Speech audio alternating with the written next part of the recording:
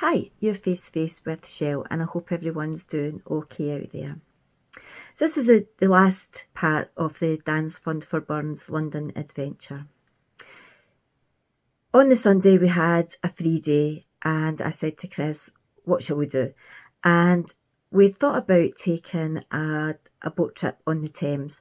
And as we were talking about it, Chris said, oh, there's a boat down there and it seems that they're singing sea shanties. And I thought, oh, brilliant, we've got to go on that.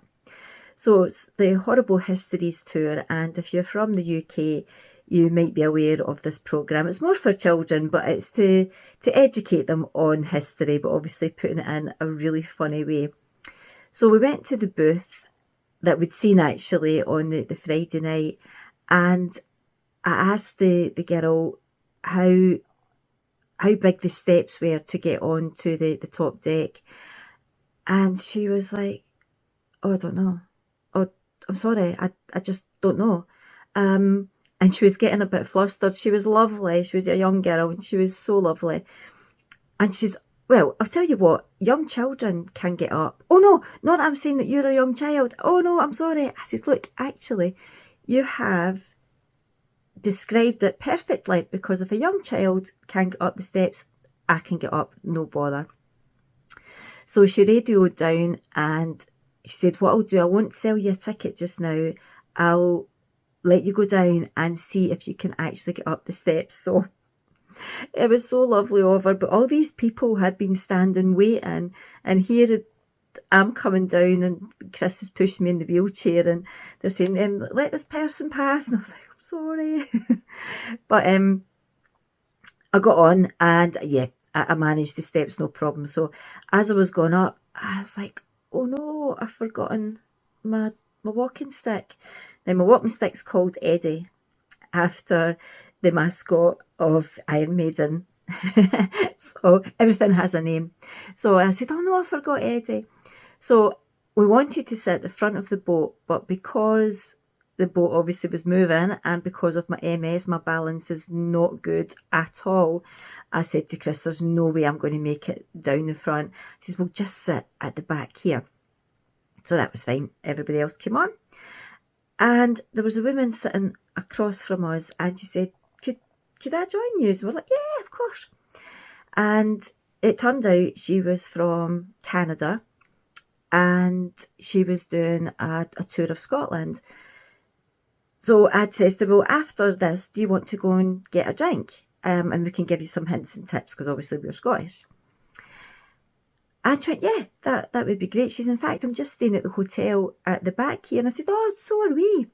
Incidentally, if you get a chance to see the Horrible Histories or go on the tour, please do. It's very entertaining. It was supposed to be, there was two actors on it, and one was supposed to be the school teacher, and there was another actor who was supposed to be a young boy at school. And honestly, it was very entertaining. If you have a chance, please go on it. Well worth it. Anyway, so we went back to the tapas that we'd already been to, and we just got some sangria, and we were just chatting away to Libby. And she was telling us that she had lost the only credit card she'd brought with her. And we were like, oh no, what a nightmare. And she was trying to figure out how she could get money wired from Canada to London. And so she was telling us all this. So at night, we decided we would go up to the lounge. They were doing amazing cocktails. Two for the price of one. So we're like, right, we'll go up. And it was like they had dry ice and everything. It was brilliant. We had a lovely time. And then we decided to go back to the tapas that Chris and I had been to the night before. So we were chatting with Libby and we were having a great time. And there was a storm coming though, and I says to Libby, we might not get up to Edinburgh tomorrow. We'll just have to wait and see I was checking the emails from the train company, and it was saying there was no trains after Newcastle. So I said, we'll keep an eye on it. So at breakfast, Chris and I decided, right, what we're going to do, are we going to travel as far as Newcastle, see what we can do? Then as we were trying to decide, an email came in and said there's no trains at all, so you'll have to just go tomorrow. So, okay. So we had to rebook a room at the hotel, which thankfully we were able to keep the same room. And just as we were doing it, Libby came. So I was telling her everything that was going on, and she was like, of course, I've not got a credit card. So she had to get in touch with her friend in Canada, ask her to book her room on booking.com. The hotel then had to get confirmation that this was the person booking on behalf of Libby. Honestly, it was like something out of a Carry On film. But Libby was just taking it all in her stride, and she was laughing, and the hotel was amazing. She got a room eventually. Anyway, we took her up to our room with her luggage while the hotel was sorting things out. And she was contacting her friends in Canada to get some money put into Chrissy's PayPal account so we could then go to an ATM, draw some money out and give it to her. But this took quite a while to sort out. Then obviously I had to rebook my assistance for the train coming back home. So when eventually I got through, because obviously lines were so busy, everybody trying to rebook, the girl was lovely. The train company was LNER, highly recommended. And she says, okay, I've got 2 companion seats and a space for your wheelchair. And I said, well, I can actually sit in my wheelchair. And I tried to tell her quickly what was going on with Libby. I said, could her friend get the other companion seat? She was like, yeah, of course. So Libby was like, yeah, because something eventually has worked for her. And the girl on the other end of the phone, she said, Michelle, I'm just going to hang up now. I can hear you. And I said, sorry, we're just celebrating because something has actually worked. Anyway, so we got that done.